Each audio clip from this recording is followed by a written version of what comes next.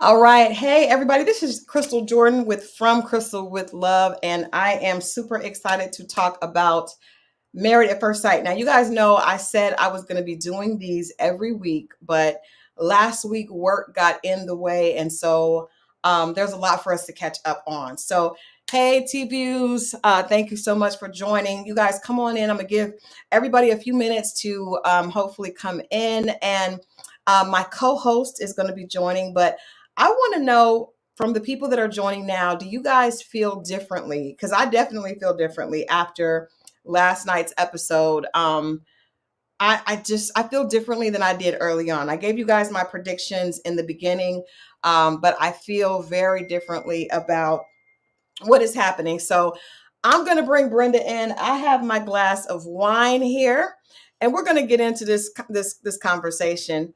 Hey, girl. Hi. Girl. It has been a day. It has been a day. It has At some point, I'm probably going to turn my camera off to use the restroom in probably like 20 minutes. I'm just giving you a heads up. No problem. Hey, Kathy. Hey, Mr. Sims. You guys, welcome. We are talking about Married at First Sight. And I said, I know we were going to do these every week. We missed last week, but that's okay. The marriages are just getting started. But for me, before we even get into the particulars, I didn't feel very optimistic about most of the couples when we started, right? Mm-hmm. I'm even less. No faith. What did you last night's episode? I was just like, what is happening? I am convinced, and I want to read this quote to you guys. That Pastor Cal said when he was talking to Screen Rant, actually. He said, you're going to see some explosive content coming from Eris, Jasmine, Christopher, Nicole, Clint, Gina, Mac, Dominique, Shaquille, and Kirsten. That's the entire cast. Yeah. So I'm just like, who are you expecting the most explosive moments from, though? Just based on the 3 episodes and like the kickoff specials that we've seen. Okay, so that's kind of, if I were going on what we've seen so far, I mean, there's at this point, it could go, it's a lot of different ways, but because of the trailer, Tyrona says Clint. I have to say Clint because of the teasers that we saw, right? Mm-hmm. So they released a teaser for the upcoming weeks before we get into what happened last night that showed Clint having an issue with Gina's body type. And we heard the rest of the ladies talking about it. And so it made me kind of go back and look at their wedding. And it's interesting to me how people seem like they're attracted to each other on the wedding day. And then it changes like on the honeymoon or right before, like their first day being married. Right. Every season. Every season. What is that? What do you think? What do you guys think that is? Because at the wedding, and I have a clip. I'm going to play this clip here. And this is, I specifically pulled this clip because I just think it's so weird that we see later that Clint is talking to the guys about, the fact that actually says this in front of the group that he's used to dating women that are slender and athletic. And that's an obvious dig at Gina. And then when you look at the wedding, this looks like he's very happy. So let's look at this clip. We could talk about them first. The rings, please. All right. Okay. By the authority vested in me, I pronounce you are married. And Clint, you may kiss Gina.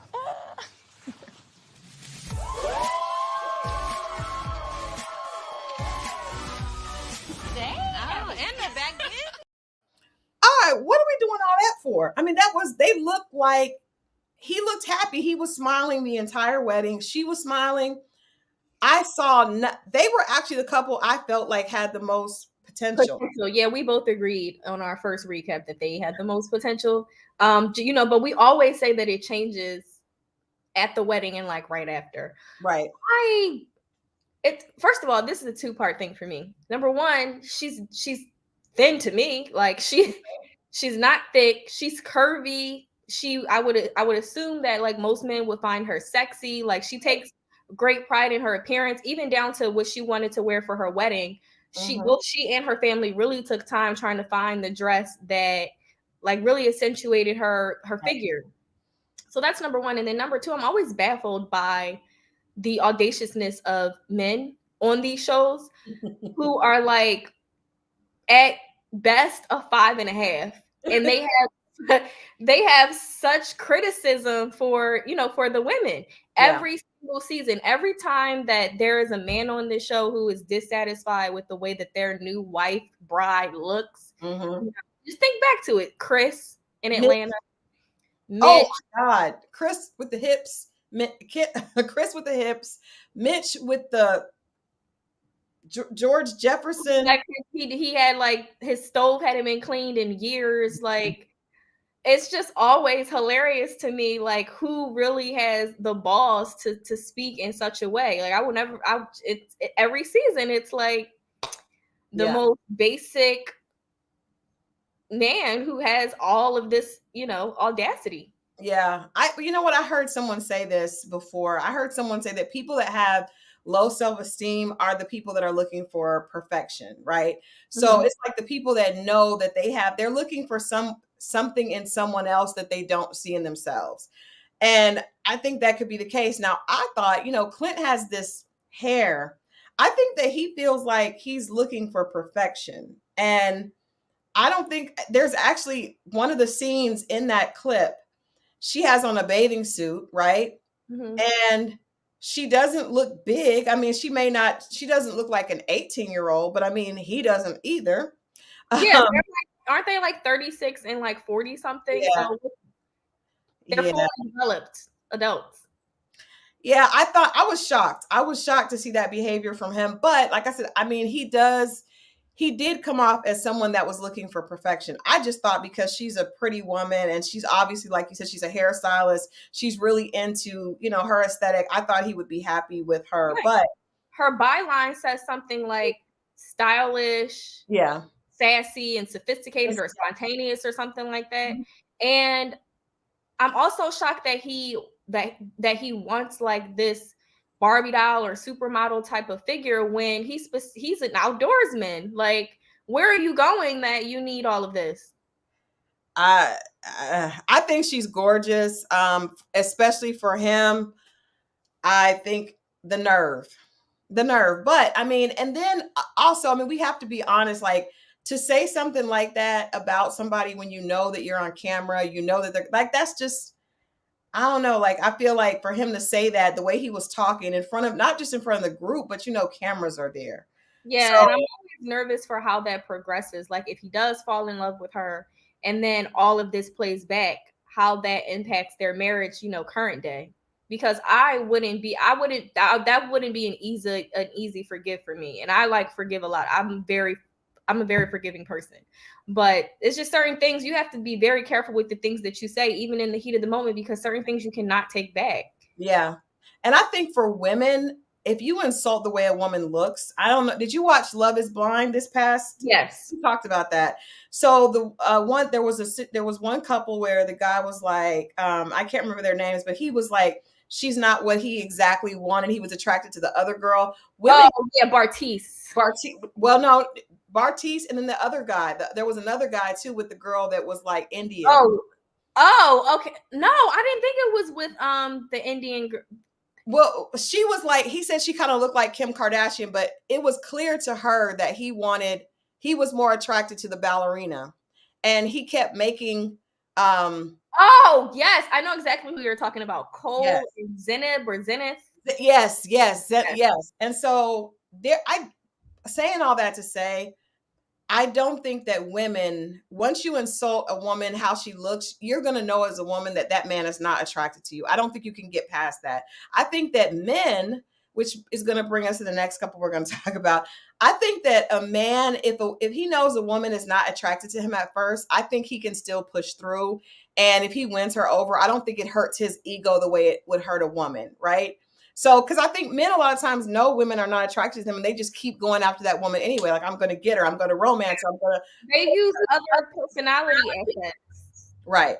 I don't think so. I even on the couple, the oldest couple from the first that was on the first season for Married at First Sight, Doug and what's the wife's name? She wasn't attracted to him at all. He won her over and now they're blissfully happy. But I don't think it works the other way around where the man is like, I'm not attracted to you, or I'm not. There's just no way to do that. There's no way to do that. But yes, Marriott. So that of course brings us to the next couple that we need to talk about tonight, who is Shaquille and Kirsten. Because I think in this case, they can get over, he could get over that. I don't think that Shaquille would be, first of all, I don't think he would be surprised when he sees her saying that she's not attracted to him. I don't think he'll be surprised, but I also don't think he would hold that against her. And to me, I also don't feel like she necessarily said that he wasn't attractive. It was more like that wasn't what she asked for. Like she specifically said no bald head and like she wanted like a slender man or something like that, and he's clearly not that. She said, but his personality works. So, I don't know. So I did pull that clip. Let's look at them. Okay, let's rewatch it. Let's rewatch it. You married. My bad. Wrong couple. Okay. Here we go. You look amazing though. Thank you so and much. Your dress is really Too. nice. Is this like a green, like a hunter green? Yeah. It's nice. Like hunter. I actually made the bow tie. Oh, no way. You're creative. My wife is my type. Brown skin, nice hair, beautiful, nice teeth. When the pastor asks, you may not kiss your bride, she kind of like turned her face, and I kissed her on the cheek. And at that moment, I was like, yeah, boundaries. And I respect her so much because she did that. Like, that was a moment in my life I said, wow, like, you're different. Where are you from? Louisiana. Really? Born and raised. All right, now a man will justify a reason for a woman not liking them. It's not just, oh, she's not attracted to me. It's, oh, she's not attracted to me because and I can do this to win her over. They never give up. Okay. And there's actually a scene where he's talking to his groomsmen, and he says, well, she didn't want to give him a kiss. He's deep down, he knows that the reason that she turned her face was because she was not attracted to him. Yeah, it has nothing to do with her wanting to respect herself, clearly, because we saw in her interviews that she is down for the get down, just not with him yet. It's not down with him. She's not. She is. And I thought I had the clip where she was saying, okay, because she got upset because he was younger than her, and because he was bald headed, and she was like, but his personality is making up for his imperfections. She's not attracted to him. She's not attracted to him. I don't think she's attracted to him at all. I also think, and did you notice when he said that there's a scene in the teaser where he's telling her that she's going to come, they're not going to go on the honeymoon with everybody else. She's going to come with him to Tennessee State because he has to work. Totally thrown off. Yeah, that would be a no for me. So I'm not like, how is that even possible on this? That's a first. This season will be a lot of firsts, but no, we're not missing our honeymoon that this show is paying for. That's a part of this 8-week experiment because you have to work. You better zoom in. I think he said like one day, but I would be like, and I feel like Shaq, which that doesn't even really fit him. Shaquille wants to show her off because he was like, we've talked about that this whole time. That's number one on his list. A woman to attend events with me and make me look good and be on my arm and make me stand out in the room. That's what he has desired. That's his whole reasoning for wanting to get married. Yep. And then what did you think about his conversation with her family? First of all, I want to go on the record saying I think all the families do too much. I don't know if the producers tell them to do that. It's just because you already know the other person is in the same boat as your family member. Trying to grill them and being overly defensive. It's just, to me, it's silly. And I kind of feel like production does that. Grill them or make them feel like they need to show up. But her sisters and her bridesmaids talking to him and saying, well, he's going to have to do this. And he seemed nice. Like, I was like, it's a little bit much, especially when I think they knew by her facial expressions, because to me, she wasn't feeling it. Yeah. Because they looked at each other. Yeah, I agree. Mimi says she could have at least given him a peck. I agree. And then she tried to make a big deal of it later when she was talking to her bridesmaids by saying he should have asked. It's not like he rushed her. He was the pastor said he let her take the lead on that for sure, because it was like a pause. It wasn't. She tried to make it, but see, this is the thing: when a person doesn't like the other person, every little thing they do irritates you. Bothers them. Absolutely. So I feel like if just because you agreed to get married at first sight, the whole point of this show, there's a possibility that your perfect 10 is not going to be at the end of that aisle. This is about saying, hey, I'm signing up to look past looks, to look past what I usually go after and be open for something else. So the fact that people act so disgusted is weird to me.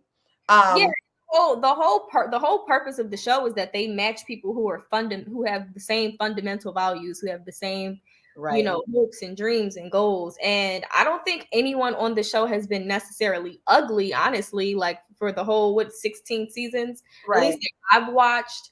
And I think I would have been surprised if she would have kissed him and then like maybe sparks would have flown. Like, I do think that you sell yourself short if you don't like give your all. I'm not saying to hop in bed with the man, but you signed up for a show called Married at First Sight. Mm-hmm. And then to have all of these stipulations around how like you're trying to dictate the experiment. Mm-hmm. And I just think that I'm just over that whole attitude at this point. Like, they need to do better with casting. I agree. And I feel like they have the ability to take care of that. Like, production can say, even if I know you don't want to like control anything, but you can say, do you understand this is the situation? Because every season that this happens, where people end up being so hateful to each other from the jump because they can't get over that attraction, it really ruins the show. It ruins the show. And I think people lose confidence in the show. And I think that's going to happen this time. Now, it drags it out too, because first of all, the seasons are already hella long. Like, 18 to 20 episodes plus reunions, and then like, where are they now? So that's a lot. So and they're 2 hours. Yeah, and I feel like it's like they do like 2 episodes per 8 weeks. So it's really like 16 weeks that we're watching the show. Yeah, it's a lot. It's a lot. But when you have to watch people be hateful, like we saw with Alyssa, and it just and so many other, some of the guys with the girls they're not attracted to, I don't want to sleep in the same bed with her. Like, just come on the show. Yeah. Oh, not only did Chris not go in the same bed with her, he slept with her multiple times, and then he had a one-on-one with Pastor Kyle and said, out of all the people in Atlanta, you hooked me up with somebody that's like, and it's like, have you looked in the mirror? Like, have you seen yourself? That was the worst. I think Chris was the worst. I'm going to say he's the worst. We should do like a maths best and worst. He definitely, in my opinion, was the worst, because he also was the only person we've ever seen bring an ex on the show to conspire against the new wife. Like, yeah, and like, I never believed that whole baby story either. Like, all of it was a lie for him to be able to get out of it. It was a whole cowardly situation. And I think that sometimes they do use the I'm not attracted to this person as a crutch as well, because like we saw with Alyssa, you didn't even try to give that man a chance. You didn't want to talk to him. You didn't want to be in the same room with him. You didn't want to film with him you speak to him on or off camera. Like, you made it completely difficult. And instead of you just saying, I'm out, you did everything that you could in your power to make him make that decision. Yeah. And then I feel like she got angry because she wanted more TV time. Yeah, she was like, well, we can continue the experiment. Like, you stay in the apartment for a few weeks, and I stay in the apartment for a few weeks because I still want to hang out with the group. It's like, this is not the real world. This is called Married at First Sight. Right. I hated that. I hated that couple. But let's so Kirsten and Shaquille, I did you like his bow tie because he told her that he made the bow tie himself? He's very proud of the bow ties. Did you like the green You guys like that green bow tie that he made? Yeah, I feel like he has better bow ties in his collection, but like if he wanted to impress her with making that was not it was nice, like it was nice, like nicely made, but it wasn't anything that stood out. No, I'm with Taronda. No bow tie. I would have been good without the bow tie, with like a regular more, but that's what he does. I think it's like the bow tie, the bald head, like the suit jackets, all of it is like a little too much for me. Like, yeah. The other. I agree. Now, let me ask you this. I thought when you're talking to people right after you guys have gotten married and you're sitting down trying to find out who they are, I felt like him sharing the accident. The backstory was so much and so grim. And I wondered if I was watching, I was like, what the hell? I was wondering if that had anything to do with just like his insecurity about her not responding to him physically. Yeah. And like him trying to overcompensate for that. Yeah. I don't want to say that he used I'm sorry. First of all, I shouldn't even be laughing. I don't want to say that. No, I was taken aback as well. Oh my God! Right now, like right away, and it was so sad. And he was like, "Well, no, we all lived. I got this scar." He was like, "We all lived. Nobody died." And she's like, "I'm glad. I'm glad." But I just feel that is not the time to go. I thought that was too much. I thought it was oversharing. I think that's something they could have got into later. You could be right. He might have been doing that because he has a scar that's on his head. That is. Thought that was a birthmark. Yeah. Like this scar right here. A lot of people think that it's a birthmark. So to me, it's not like it's not like, for example, Michael K. Williams's scar that he had. He was cut, you know, with an object. Yeah. You don't know where the hell Shaquille's scar came from. Honestly, when I look at it, I think that it's a birthmark. I did too. I didn't even pay it much attention until they brought it out. But I do, to your point, that could be an insecurity of his. That could be an insecurity of his. So maybe that, but it just felt very heavy. And her response, she did not care. Like it wasn't an empathetic response. No, it was not. But you know why? Because she's not attracted to him. And when she said, "That's 2 strikes. He's younger than me, and he's a bald head. That's 2 strikes." I was like, she's out of it. The funny thing about this, yeah, Kirsten, the bow tie low key for her. Once he said, "I made the bow tie," and she was like, "Wow, you're creative." She said it in a way like, okay, like that was the 3rd strike. Yeah. I don't know, but I will say Kirsten seems more like the pageant queen, more than Jasmine, right? Wasn't she? I'm like, she seems more like that than Jasmine. I'm trying to, because I really want to play this other clip. I just need to pull it because I want us to look at this, because when she says that, you can tell she's not open. She's not open. This season is not going to go well for them. I didn't think it was anyway, but I really don't believe that this season is going to go well for the two of them. So I'm going to try to play this clip. Anybody else have last minute thoughts on Shaquille? I even at the after show, I did not like he wore like a red suit with red and white Jordans. It's just always a lot. And I get it. That's his style. But Steve Harvey before Marjorie. Like it's very like just loud, and we will credit Marjorie for helping Steve. It's like loud and country and just like the deacon at the church, just a lot. All right. Well, you guys let us know what you think. I'm going to play this clip and then we're going to move on to the next couple. Hold on. Oh, were you? Like 7. Oh, so you were born in 1990? 1. Oh, my goodness.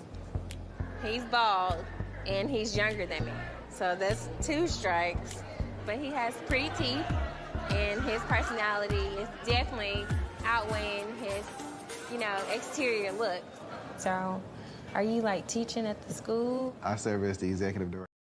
So when she said he has pretty teeth and his personality is definitely basically overcoming his exterior looks, that just let me know she's not attracted to him at all. Mm-hmm. Not attracted to him. Anytime you have to pick the teeth are good. Good teeth are great, but if that's the only thing you got, you can't have sex with teeth. quite honestly, you can't have sex with teeth. So that's going to be a problem. So I think this is going to be painful. That's a huge bow tie. And then it flared. Very much like a Farrah Fawcett flip. Like it's so much. It is so much. I did not like it. All right, let's talk about Dominique and McKinley, because this was interesting. There was actually a lot of online chatter about them because Dominique asked McKinley right after they got married, when they're sitting down, if his family was if he thought his family was going to be okay with her being biracial. She also had a conversation with his mother, and his mother, she basically asked her, she came out and asked her, she's very forward, which I think is good. But the mother said, she asked her to, with the family going to be okay? And she said, I think you're lovely. And yes, but it's hard being married. So I don't know. So she just kind of totally bypassed, affirming the fact that they would not have a problem with her being biracial. Yeah, she didn't answer the question at all. Like, it's hard being married, so I don't know. What does that have to do with me being biracial? It had nothing. It's almost like she did. And she just looked, is it just me, or did she just look bothered the whole time? The mother just looked unhappy I was almost like, why did his mom come? Because she looked troubled. Probably when she saw those black people on the other side of the row. Let's just call it thing a thing. That's why she was troubled. Yeah, she looked troubled. And then now Dominique's mother also looked troubled, which is odd because Dominique's father is white. Not black, and her stepfather is white. Father is white. So I was like, oh, Dominique's mother just prefers other. Yeah. That also, but see, that made me feel like, because at first I was like, is Dominique don't think he's corny? But I was like, well, if her stepfather looks like he could be McKinley's brother, or it looks like the same energy, right? So I'm not really sure. I don't think she's gonna like him because she's 25, and I don't think he's also very, in my opinion, like, he brings up that ex and the fact that that the ex broke his heart and all of that. Yeah, we all know how men deal with heartbreak. So, for every woman, or the one woman that broke his heart, the next will just suffer for a long time. As a result of that. And I don't feel like that. I can't remember, but I don't feel like that relationship for him was that long before he participated. No, that's why he moved. That's why he moved to Nashville, to get away. Wasn't it like 2 to 3 months? Yeah, maybe around that time, but it's very fresh. And to me, when he tells the story, it doesn't make any sense, because he said that he and the girl were seeing each other, and he's calling her like it was his fiance, but the girl, or he was gonna marry her, but the girl calls him and says, she sends him a picture of her with a ring. And he said, is that what you want? And she said, no, I'm engaged. Yeah, none of it makes sense to me. So it sounds like she wasn't into him as much as he was into her, and she probably is surprised that he's still talking about her and the situation. Like, I just feel like that was weird. Flavored Tea asked, what race is Dominique's father? They mentioned earlier that she was biracial, because Dr. Pepper actually had this really awkward moment when they were doing the pre-casting, where she was like, well, her mother is black and her father is white, so she won't have a problem with a white man. Yeah. Like, okay, Dr. Pepper. But my thing was like, I don't recall them at least on camera, I don't recall them asking her what her preference was as far as race or ethnicity. I just feel like they focused a lot on her age and all of that. They didn't really go into that on camera, and I feel like that's a big part that's missing, because we don't really know what her type is. Yeah. Because her mother signed her up for the experiment. So, well, and that makes sense that her mother would be pleased with it being a white, but then the mother was acting really super weird to me, because with her mother signing her up for it, and she was like, well, he looks nice, but a serial killer could look. I'm just like, but you guys knew what you were coming into. What is what are we doing? So that just felt awkward. I don't feel like they have any chemistry at all. I think that it's too soon for him. Yeah. I think that because her mother and her family she had continued to focus on the fact that like the relationships that she had been in previously didn't work because the men weren't ready to commit. But that doesn't mean that you need to get married at 25. That just means that you can just be in a committed relationship. And I also think that for where she is now and like what we've seen of the both of them, that the age gap is a lot, and that could be problematic because that's like 9 years. I think it's 25 and he's 34. Yeah, and also the lifestyle is very different. She's 25 and people keep saying she's mature, her bridesmaids and everything, but she's really up under her mom. Like she's very much. So I'm like, how is that? That seems really immature. She seems like a mama's baby, which is cute, but I don't know if that's necessarily wife ready. Yeah, and I think that there's a limit to that. Like I'm a mama's girl all day, every day. I talk to my mom 1,000 times a day, like on FaceTime, not just like on a regular call. So I get it, but my mom is not interfering with, in my love life and signing me up for Married at First Sight.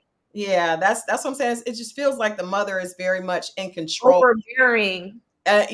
Same in control, overbearing. It's too much of that. And then also, even outside of that, they seem very different in what they like.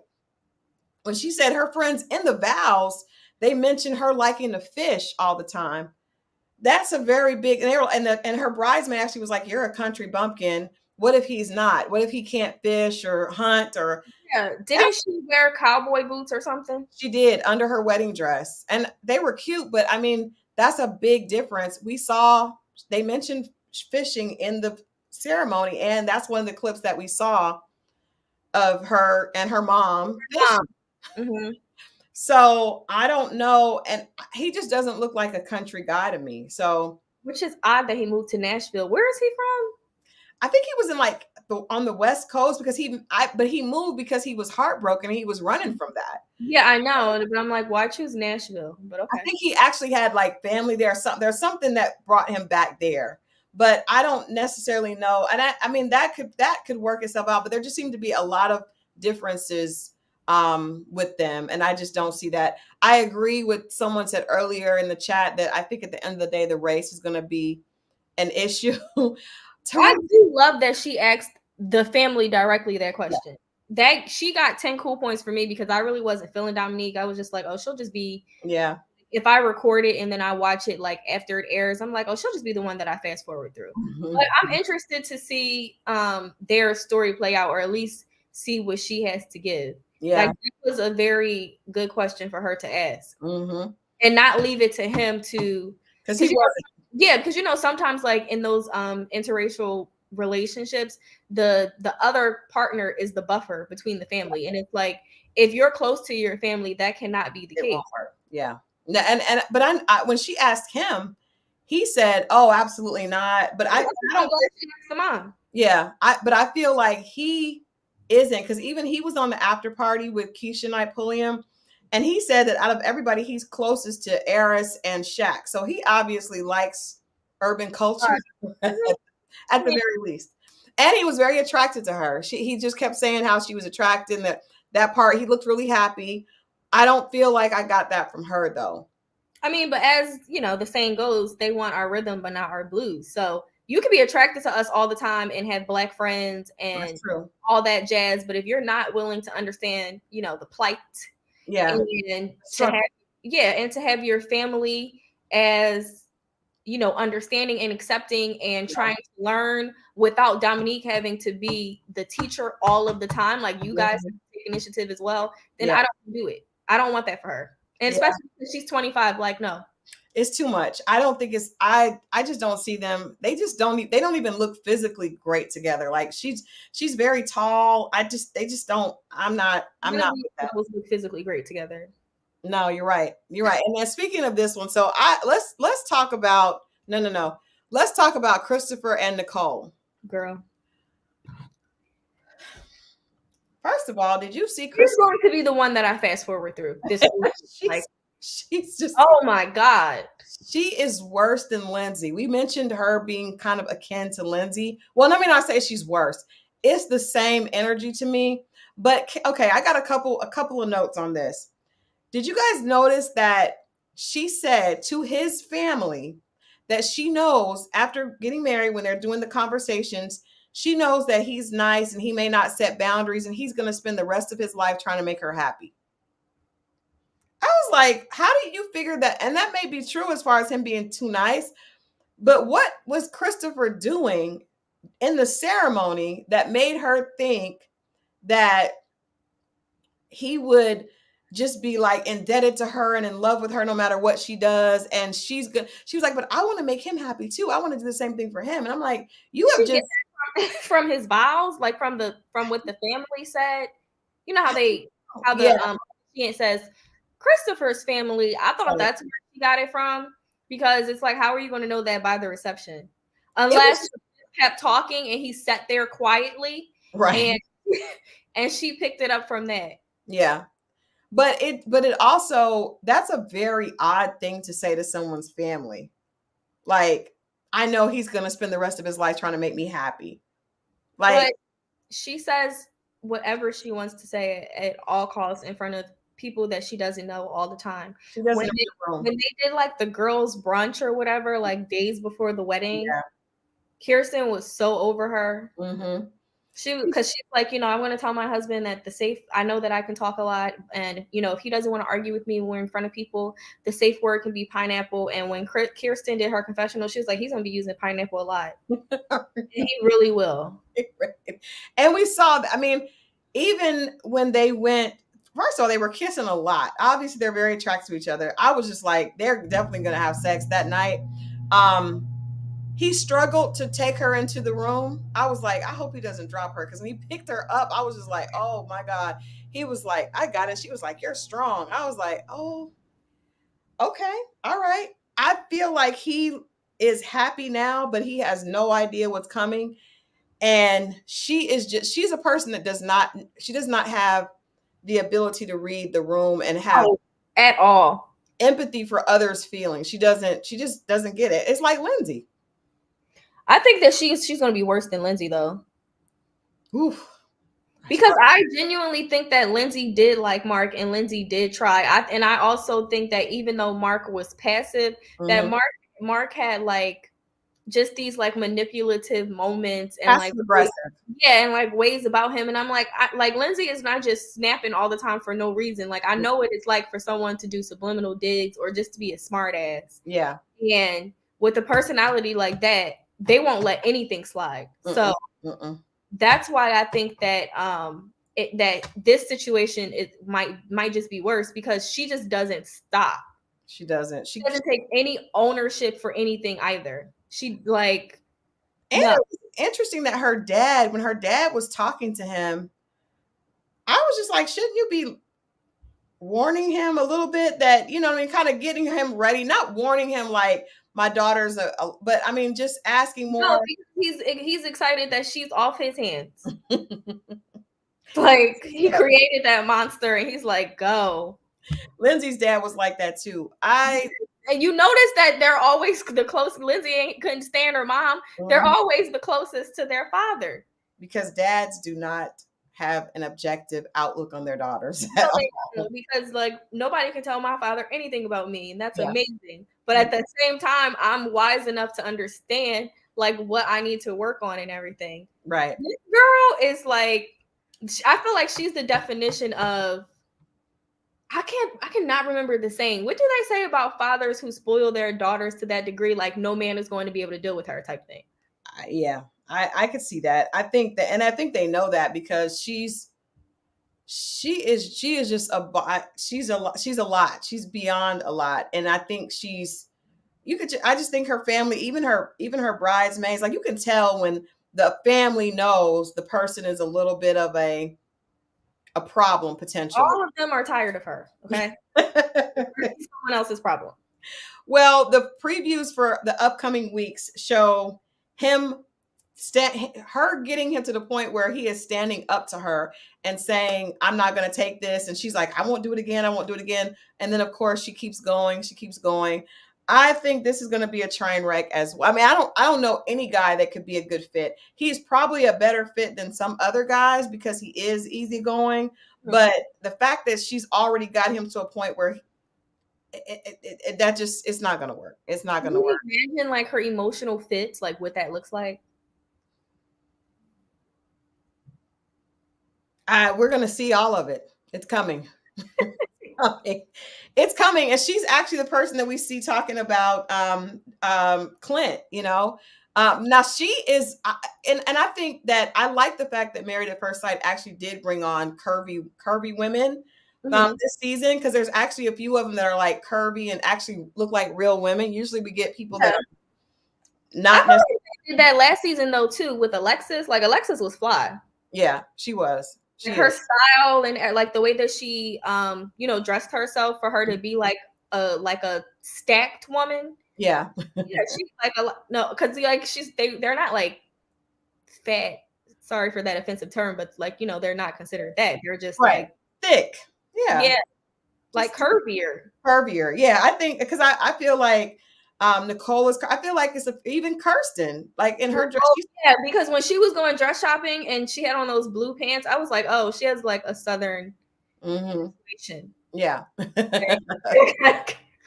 Like people are getting BBLs and like implants to have those figures. Yeah, and she's good. She's good. But yes, a few of them that are and I appreciate that, because I think that makes people realize it's real life, and you're not, if you guys go out and get like people that don't look relatable, then it doesn't hit. So I feel bad for Christopher. I mean, I'm sure everybody deserves love, but I just feel like some people have a lot more work to do on themselves. If you're not able to read a room, you probably aren't ready to be in a relationship. It makes for good TV, but it just definitely makes for a bad relationship.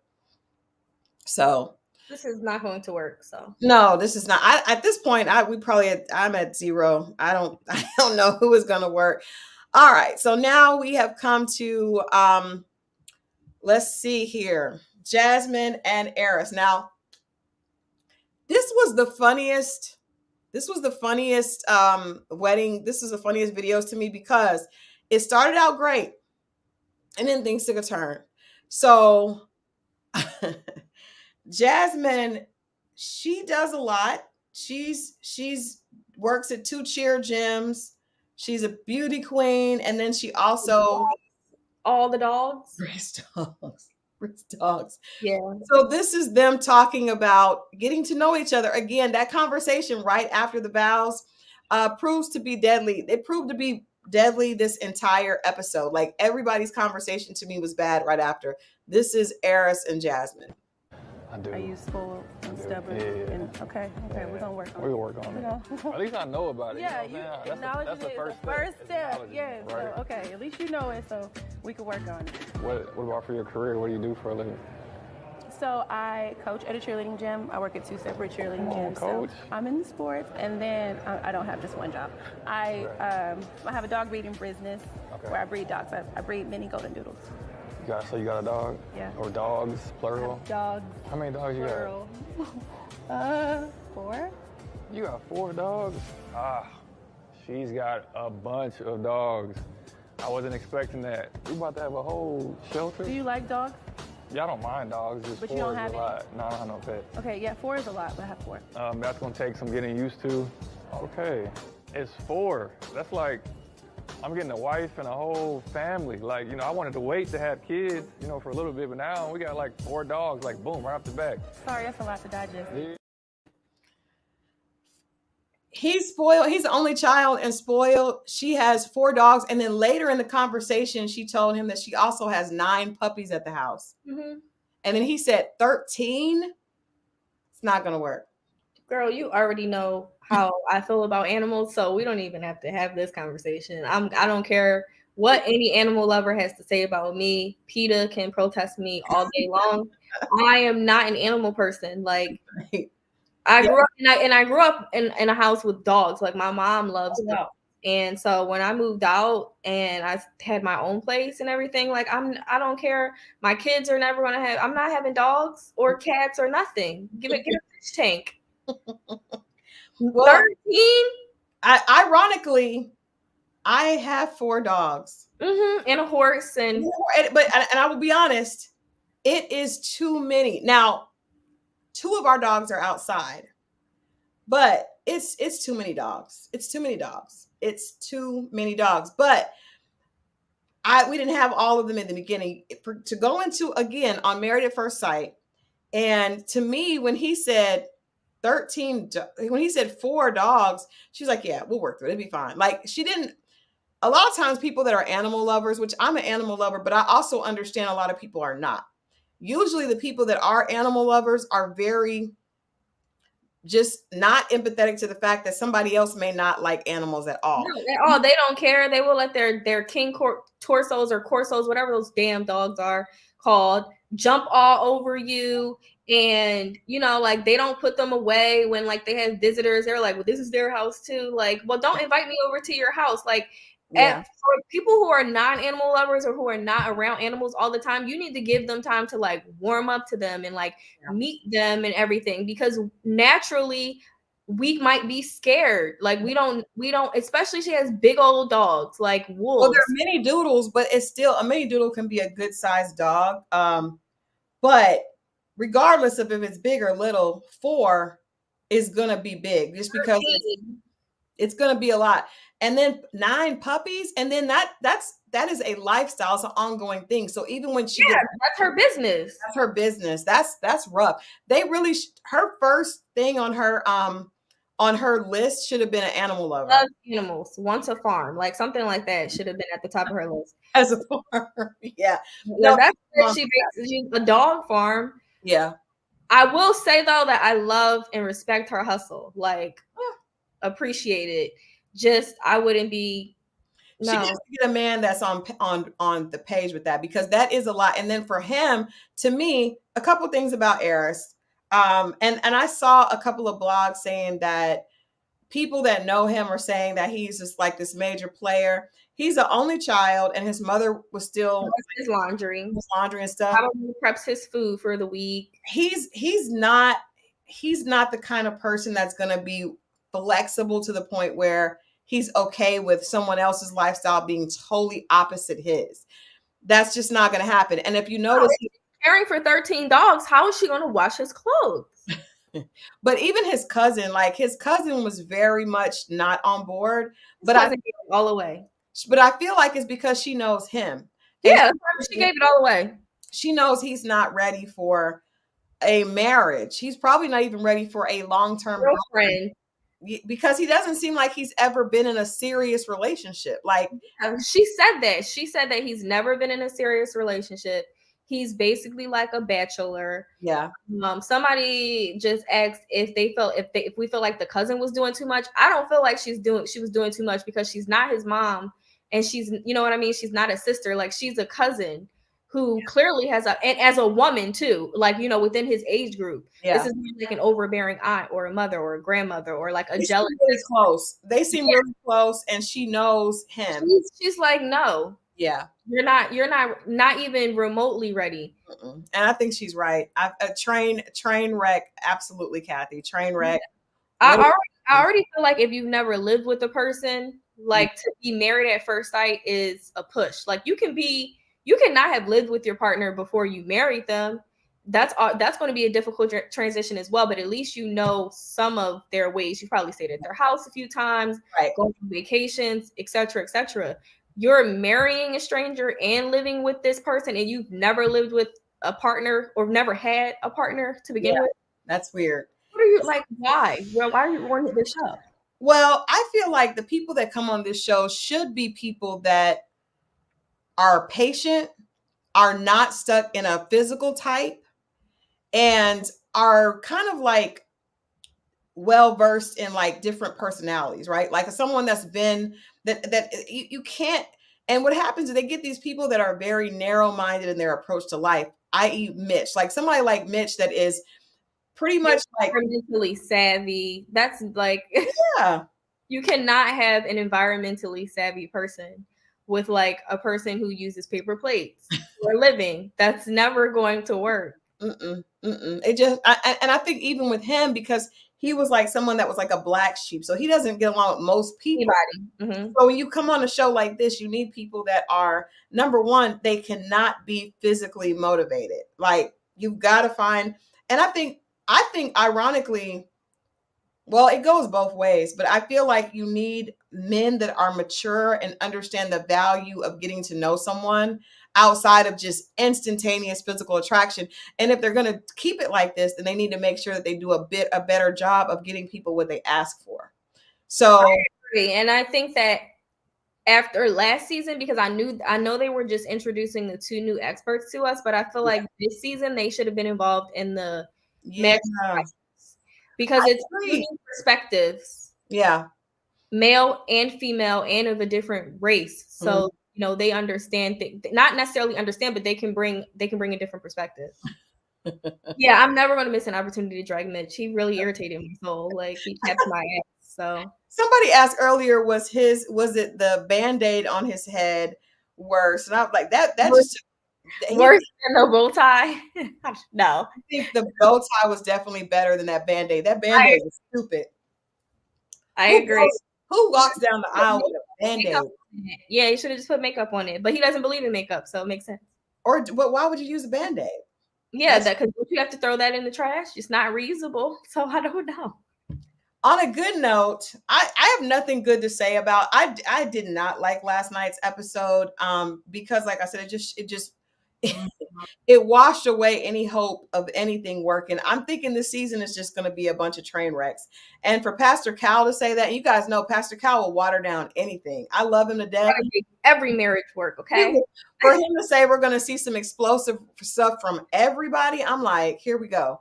But in good news, I do love the fact that Vincent and Brianna had their baby. Yes, and she's gorgeous. I meant to pull a picture of her, but you guys can go to the Mavs Lifetime Instagram page and the baby hands or whatever. Yeah, she's so beautiful. I mean, she's just super. I mean, it's just they're. I like them. I like them, and I hope they work. I like them, and I like Woody. And what's Woody's? Woody and Imani. Woody and Imani. I like the 2 of them, but so most of the other couples, nah. But out of the last few seasons, I think those are like some of the strongest couples that really are dedicated to being real, you know. Because they were the ones who came on because they really wanted to be married. Right. Yeah. And I do think, because we just spoke, I'm glad you brought up Woody and Imani, because Woody was viewed as the playboy who had rarely been in a committed full-time, relationship. He lived with his grandmother, I believe. He did. I forgot about that. He did. Yeah. I mean, he had a great job and he took care of himself, but he lived with his grandmother. Mm-hmm. And I remember I was looking at this like, this is not going to work. I didn't think it was either. It turned out to be like the most chivalrous. That's how you pronounce it, right? Chivalrous. Yeah. Like sweetest, honest, lucky, like adaptable, man that I've seen in the history of this show since I've been watching. He is so in love with her, and I will say. So it goes to show that even if you have like a playboy past, like when you're ready, when a man is ready, they're ready. And I also think it doesn't take a lot. A lot of times our gut instinct, it may not be, you may not know why you're getting it, but that's that instinct. And I think the 2 of them, when they first saw each other, they immediately liked each other. Mm-hmm. They didn't have some of the issues. I think they probably had one argument, but and I feel like that was almost forced so that they would have some conflict. Yeah, and it was it was like it would lack substance. It was about like if she cut her hair and then came home like and he was just like, well, I just don't want you making major decisions without me. Yeah. Because of something that he had dealt with in the past. But I agree. I feel like, and they were both willing to like be adaptable to each other's lifestyle. Now, granted, Imani is a party girl, okay? Yeah. But Woody's a party boy. Yeah, they party together. I think that worked out, but they really, and then she's easygoing.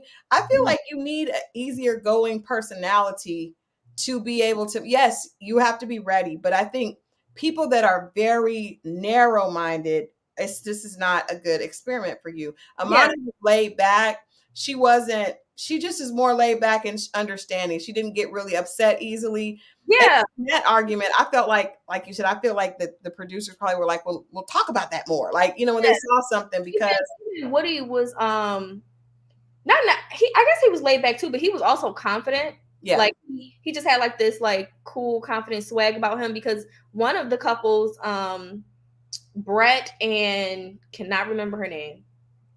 I don't know, but the nurse who liked to travel and Brett who like was broke was always he was complaining about the fact that she made more money, and he Woody was like, "Oh, Monty makes more money than me. Like, get over it, bro."